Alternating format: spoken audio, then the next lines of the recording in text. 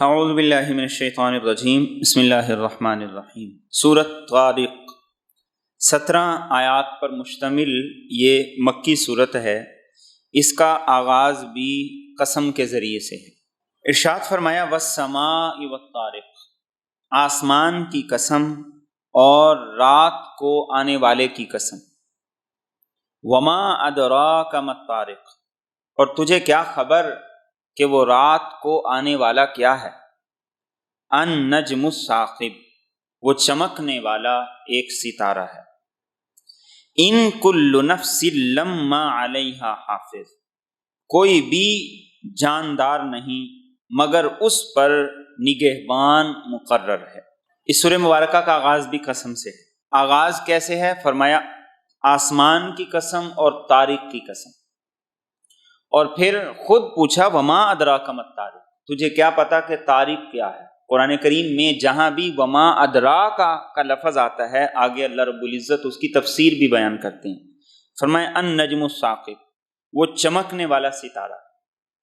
اب ستارہ، چمکنے والا ستارہ جو ہر انسان کو زمین پر آسانی سے نظر آ جائے، یہ چمکنے والا ستارہ ہے۔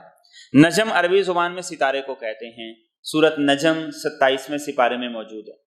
ثاقب کا لفظ ہے ثقب سے، اور ثقب کہتے ہیں سوراخ کرنے کو۔ گویا کہ رات ہر طرف چھائی ہوئی ہے، ستارے کی روشنی اس میں سے سوراخ کر کے انسانوں تک لاکھوں نوری سال کے فاصلے سے پہنچ رہی ہے۔ فرمایا اللہ اس کی قسم کھاتا ہے، اور اس کی قسم کھا کر اگلی بات کیا ارشاد فرمائی کہ ہر انسان پر اللہ کی طرف سے نگران، نگہبان مقرر ہے۔ سی ٹی وی کیمرے لگے ہوئے ہیں، اس کی ریکارڈنگ چل رہی ہے، اس کی نگرانی ہو رہی ہے، اور سب کچھ واچ کیا جا رہا ہے۔ اب یہاں پر قرآن کریم نے ان دو چیزوں کے ذریعے سے انسان کو کس بات کی طرف توجہ کی؟ سورج جس وقت نکل آتا ہے، ستارے آسمان پر ہی موجود رہتے ہیں لیکن انسان کو نظر نہیں آتے، اور جس وقت رات آتی ہے تو وہ ستارے انسان کے سامنے آ جاتے ہیں۔ فرمایا انسان عمل کرتا ہے تو وہ یہ نہ سمجھے میرا عمل کرنے کے بعد وہ غائب ہو گیا، ہوا میں تحلیل ہو گیا، یا اس کا ریکارڈ ختم ہو گیا۔ فرمایا جب وہ قیامت کا روشن دن آئے گا، سب کچھ ان ستاروں کی طرح نظر آنے لگے گا۔ اور کیا فرمایا کہ یہ ستارے، ان کا نظام اور سسٹم جیسے ہمیشہ سے موجود ہے، یہ بتاتا ہے کہ اس کو کسی نے بنایا ہے، ان ستاروں کو کوئی قائم رکھے ہوئے، اور جو وقت مقرر پر ان کو جلا دیتا ہے، اور جب ان کا وقت ختم ہوتا ہے ان کی روشنی بھی سورج کے ذریعے خود بخود ختم ہو جاتی ہے۔ فرمایا ایسے ہی ہر انسان پر ایک حافظ، ایک نگران مقرر ہے۔ یہ حافظ کون ہے؟ یہ خود اللہ کی ذات بھی ہے، جس کا قرآن کریم میں تذکرہ کیا گیا ہے۔ اللہ کی ایک صفت بھی ہے کہ اللہ رب العزت کیسے ہیں؟ حافظ ہیں، محافظ ہیں، نگہبان ہیں۔ اور یہ حافظ سے مراد وہ فرشتے بھی ہیں جو انسان کی حفاظت پہ مقرر ہیں۔ قرآن کریم کہتا ہے وَيُرْسِلُ عَلَيْكُمْ حَفَظًا، اللہ کی طرف سے انسان پر ایسے فرشتے مقرر ہیں جو اس کی حفاظت کرتے ہیں۔ اللہ کے رسول صلی اللہ علیہ وسلم نے ارشاد فرمایا کہ یہ حفاظت کرنے والے فرشتے اگر نہ ہوں تو جنات اور شیاطین انسان کو چیر پھاڑ کے رکھتے ہیں۔ اور آپ نے فرمایا 120 فرشتے ایسے ہیں جو انسان کی حفاظت پر اس کے پروٹوکول کے اندر اللہ کی طرف سے مقرر ہیں، اور آنکھ کی حفاظت پر 7 فرشتے مقرر ہیں۔ اب آپ اندازہ لگاؤ کہ ایک انسان کی حفاظت پر اللہ نے اتنے فرشتوں کو مقرر کیا ہوا، تو وہ کیسے انسان کو، اس کے عمل کو، اس کی زندگی کو نظر انداز کر دے۔ اور پھر صرف اتنا ہی نہیں، بلکہ جس وقت انسان ماں کے پیٹ کے اندر ہوتا ہے، اللہ کے رسول صلی اللہ علیہ وسلم نے فرمایا اللہ نے وہاں بھی اس کے لیے ایک فرشتہ مقرر کیا ہوتا ہے، یعنی ہر جگہ پر وہ فرشتہ انسان کے لیے مقرر ہے۔ اسی لیے کوئی بڑی بلڈنگ سے گر جاتا ہے محفوظ رہتا ہے، اور کوئی چھوٹی سی ٹھوکر سے گرتا ہے وہ نہیں بچ پاتا۔ یہ کیا ہے؟ اللہ کی طرف سے محافظ فرشتے مقرر ہیں جو انسان کی حفاظت کرتے ہیں۔ بچوں کے معاملے میں اس چیز کا بہت زیادہ مشاہدہ ہوتا ہے کہ بچوں کی اللہ تعالیٰ کیسے کیسے حفاظت کرتا ہے۔ کس کس انداز سے اللہ رب العزت ان کو بچاتا ہے۔ اور پھر محافظ سے مراد یہ بھی ہے وہ فرشتے جو انسان کا نامہ اعمال لکھتے ہیں، ان علیکم لحافظین کرامن کاتبین، نامہ اعمال لکھنے والے فرشتوں کو بھی محافظ کہا گیا۔ تو ہر انسان پر اللہ کی طرف سے محافظ مقرر ہے، اللہ بھی محافظ ہیں اور حفاظت کرنے والے فرشتے بھی، انسان کا نامہ اعمال لکھنے والے فرشتے وہ بھی محافظ ہیں۔ تو جب یہ ساری کی ساری ریکارڈنگ ہو رہی ہے، ہر چیز کا ریکارڈ رکھا جا رہا ہے، تو اس کا کوئی مقصد ہے، بے مقصد نہیں کہ ٹھیک ہے سارا ریکارڈ اکٹھا ہو گیا ہے اب اس کو داخلے دفتر کر دو، اس کی ضرورت نہیں، اس کے لیے اللہ نے ایک دن مقرر کیا ہے جب انسان کو اس کے مطابق اس کی جزا سزا دی جائے گی۔ اور آگے فرمائے فَلْيَنْظُرِ الْإِنسَانُ مِمَّا خُلِقَ، تو چاہیے کہ انسان دیکھے کس چیز سے اسے پیدا کیا گیا۔ خُلِقَ مِن مَّاءٍ دَافِقٍ، اسے اچھلتے ہوئے پانی سے پیدا کیا۔ یخرج من بین الصلب والترائب، جو ریڑھ کی ہڈی اور سینے کے بیچ سے نکلتا ہے۔ اب ستاروں کا نظام اور اس کے پیچھے جو ایک لمبا چوڑا سسٹم ہے اسے ہر آدمی نہیں جان سکتا، لیکن فرمایا کہ اگر دیکھنا چاہو تو انسان اپنی تخلیق کو دیکھ لے۔ مما خلق، کس چیز سے انسان کی تخلیق ہوئی، اور قرآن کریم میں اس مضمون کو کئی جگہ بیان کیا گیا۔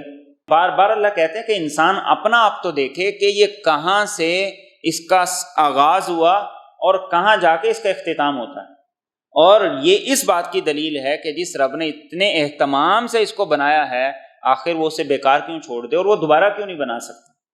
اور یہاں یہ فرمایا گیا خلق من ماء دافق، وہ ناپاک اچھلتا ہوا پانی جو انسان کے اندر سے نکلتا ہے، اور کیسے نکلتا ہے؟ یخرج من بین الصلب والترائب، صلب کہا جاتا ہے سخت چیز کو، انسان کے جسم کی پیٹھ، کمر، یہ انسان کے جسم کے سخت حصے میں شمار ہوتی ہے، اسی لیے بعض مفسرین نے صلب کا معنی کیا پیٹھ، کمر، اور ترائب کہا جاتا ہے سینے کی ہڈیاں، اور یہ مراد ہے پسلیاں۔ یعنی انسان کا یہ سارے کا سارا سسٹم اور نظام اس پانی کے قطرے سے جو انسان کی کمر اور سینے کی ہڈیوں کے درمیان سے، یعنی انسان کے ڈھانچے سے نکلتا ہے، اور پھر اس سے انسان کی پیدائش کا ایک سلسلہ شروع ہوتا ہے، اور انسان پھر وجود میں آتا ہے، اور پھر وہ زندگی گزار کر ایک مرحلے تک جا کر ختم ہو جاتا ہے۔ اب جب وہ ختم ہو گیا تو وہ ختم نہیں، بلکہ آگے کیا فرمایا؟ اِنَّهُ عَلَىٰ رَجْعِهِ لَقَادِرٌ، یقیناً وہ اس کو دوبارہ لوٹانے پر قدرت رکھتا ہے۔ یعنی ایسا نہیں ہے جس نے ایک ناپاک قطرے کے ایک ذرے سے انسان کو پیدا کیا اور پھر بڑے اہتمام سے اس کو دنیا میں لایا اور پھر دنیا میں زندگی گزاری، وہ مر گیا۔ فرمایا نہیں، جس نے اتنا کچھ انسان کے لیے کیا ہے اس کے لیے انسان کو دوبارہ پیدا کرنا کوئی مشکل بات نہیں ہے، وہ پوری طرح قدرت رکھتا ہے۔ اور یہ ہوگا کب؟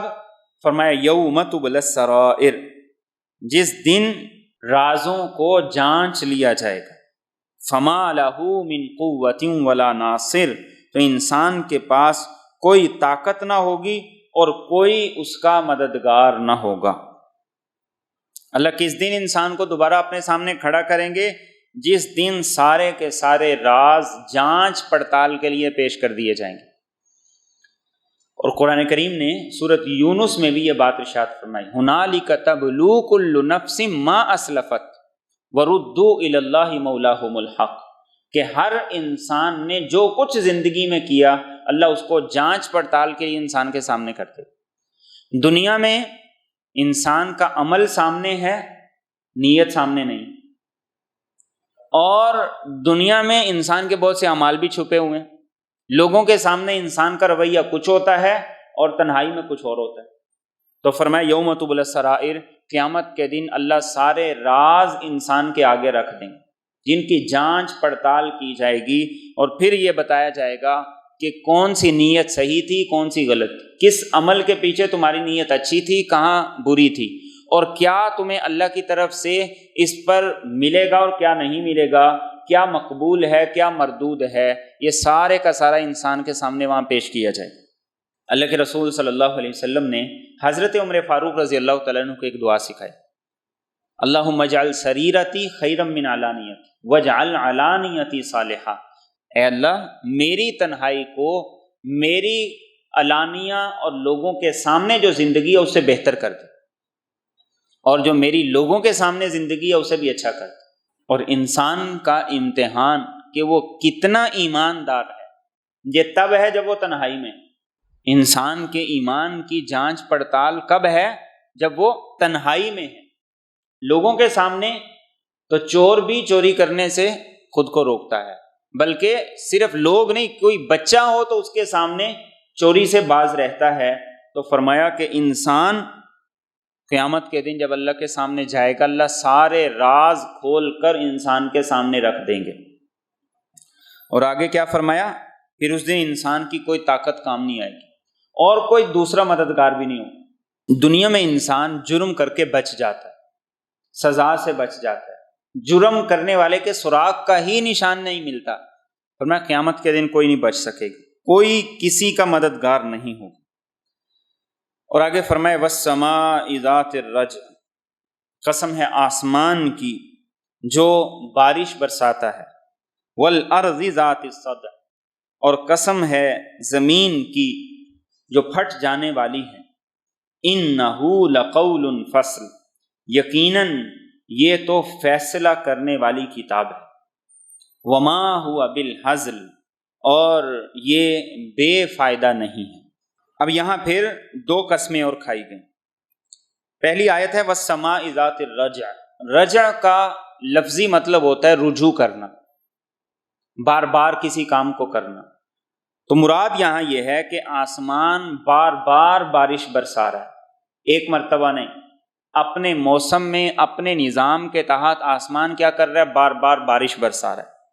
وَالْأَرْضِ ذَاتِ الصَّدْعِ، اور فرمایا زمین اللہ کے مقرر کردہ نظام کے مطابق بار بار اپنا سینہ چیر کر اندر سے نباتات، اندر سے انسان کی ضروریات کو نکال رہی، اور یہ ایسے ہی ہے جیسے ماں باپ کا رشتہ ہوتا ہے، میاں بیوی ملتے ہیں، جیسے پچھلی آیات میں آیا تو اس سے اولاد وجود پکڑتی ہے۔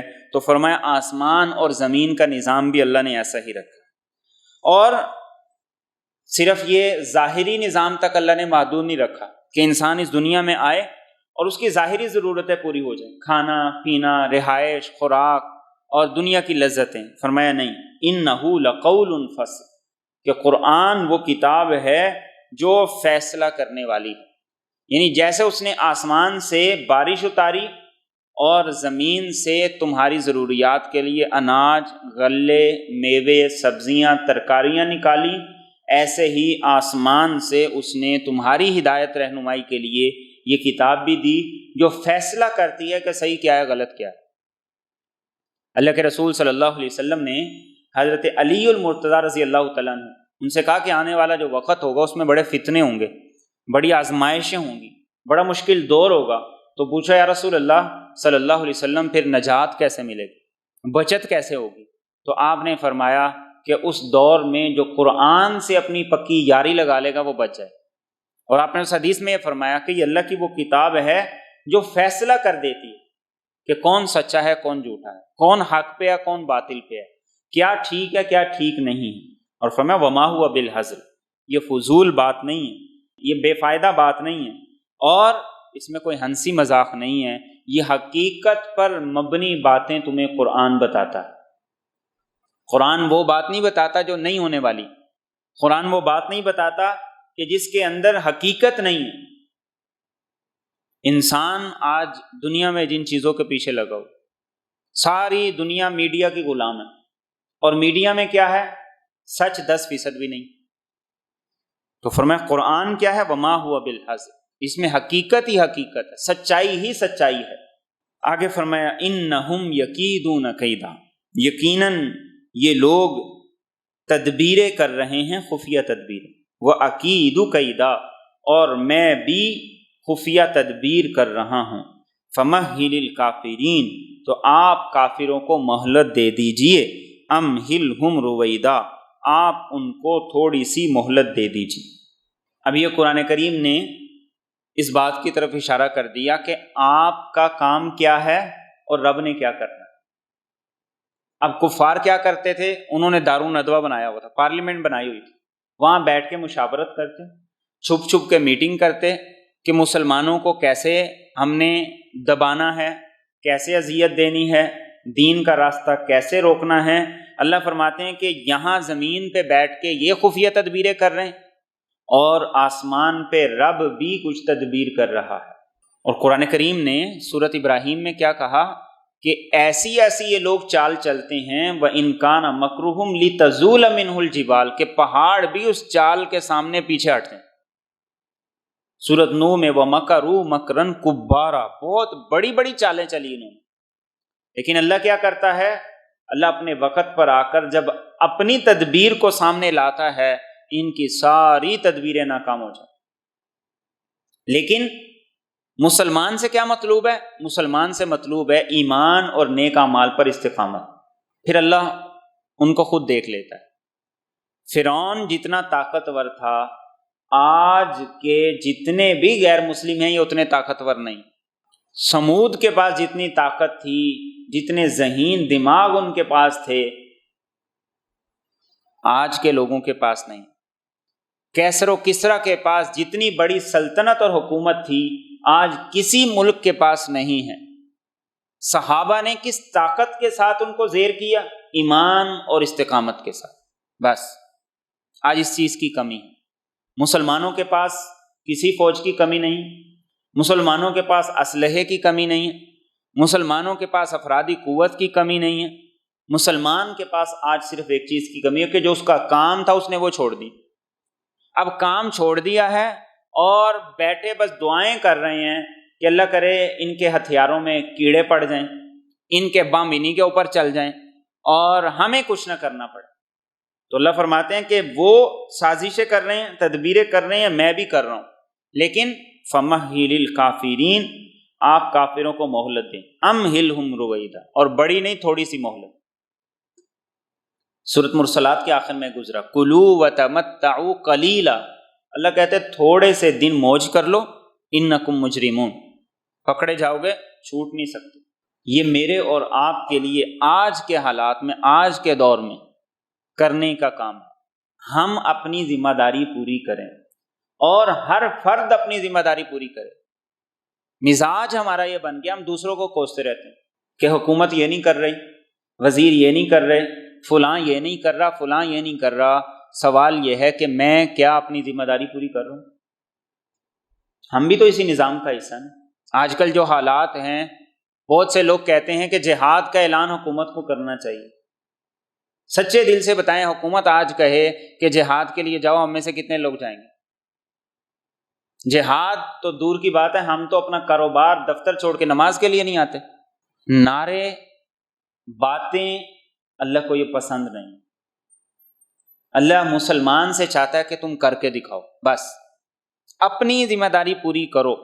ہر آدمی اپنی اپنی ذمہ داری جب پوری کرے گا، اللہ حالات کو خود بخود بدل دیں گے، اللہ حالات کو خود بخود پلٹ دیں گے۔ اور پلٹا جس وقت یہ صورتیں نازل ہوئیں، اللہ کے رسول صلی اللہ علیہ وسلم جس مشکل حالات میں گزر رہے تھے، صحابہ بھی، لیکن پھر جیسا ہی مدنی دور کا آغاز ہوا، سب سے پہلے 70 بڑے بڑے ان کے سردار مارے گئے غزوہ بدر کے اندر۔ تو یہی فرمایا فَمَهِّلِ الْكَافِرِينَ أَمْهِلْهُمْ رُوَيْدًا، ان کو تھوڑی سی مہلت ملے گی اللہ کی طرف سے، لیکن یہ مہلت لمبی ہوتی جائے گی اگر مسلمان اپنی ذمہ داری ادا نہیں کریں گے۔ تو یہ سورہ مبارکہ مجھے اور آپ کو ابھار رہی ہے کس بات پر؟ عمل کی طرف، سعی اور کوشش کی طرف، جد و جہد کی طرف، اور مسلسل جد و جہد، ایک دن کی نہیں، 2 دن کی نہیں۔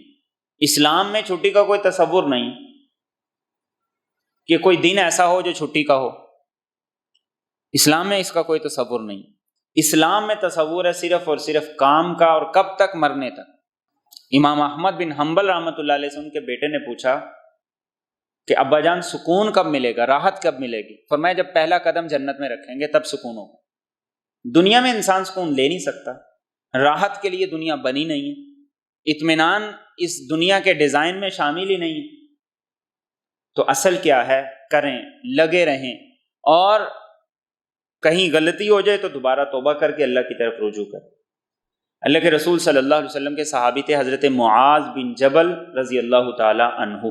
آپ مغرب کی نماز میں سورۃ بقرہ اور سورۃ آل عمران پڑھ رہے تھے کہ کسی نے آ کے اللہ کے رسول صلی اللہ علیہ وسلم کو شکایت کر دی کہ یہ مغرب کی نماز میں بھی اتنی لمبی لمبی صورتیں پڑھتے ہیں۔ تو آپ حضرت معاذ رضی اللہ تعالیٰ عنہ سے ناراض ہوئے اور آپ نے فرمایا کہ معاذ، مغرب کی نماز کے اندر اگر تم نے تلاوت کرنی ہے تو سورۃ والسماء والطارق پڑھو جو یہ سورہ مبارکہ ہے، اور سورۃ سبح اسم ربک الاعلیٰ جو آگے آ رہی ہے یہ پڑھو، اور اس کے بعد آگے سورۃ والشمس وضحاہا۔ فرمایا ان سورتوں کی مغرب کی نماز میں تلاوت کیا کرو، یعنی مغرب کی نماز کی تلاوت مختصر ہونی چاہیے۔ سب سے زیادہ طویل جو تلاوت ہے وہ فجر کی نماز کی، باقی نمازوں کی جو تلاوت ہے وہ اس کے مقابلے میں مختصر ہے۔ اللہ مجھے اور آپ کو صحیح فہم اور عمل کی توفیق عطا فرمائے۔